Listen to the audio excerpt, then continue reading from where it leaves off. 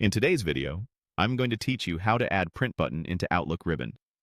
Let's get started by opening your web browser and heading to Google.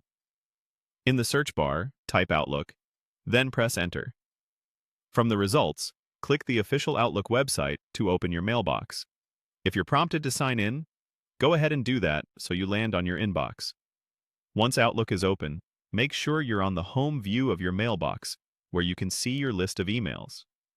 Now look at the top of the screen for the toolbar, sometimes called the ribbon. At the far right end of that toolbar, you'll see an icon with 3 dots. This is the menu that reveals more actions that aren't shown by default. Click the 3 dots to expand that menu. From the menu that appears, select Customize. This opens a customization panel where you can choose which commands appear on your toolbar. The wording may appear as Customize Toolbar in some layouts, but the option serves the same purpose. In the customization panel, find the option labeled Print. There will be a checkbox next to it.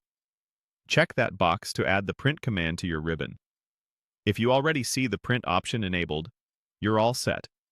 Otherwise, ticking that box ensures the icon will be visible without having to open the 3-dot menu each time. After selecting Print, confirm your change by clicking Save. This applies the update to your toolbar. If the Save button is at the bottom of the panel, scroll down to find it. When the panel closes, you should see the print icon appear directly on your ribbon. To confirm everything worked, select any email in your inbox and look for the new print icon at the top. Clicking it will open the print preview window so you can choose your printer, set pages, or save as a PDF. If the icon doesn't appear right away, try refreshing your browser tab.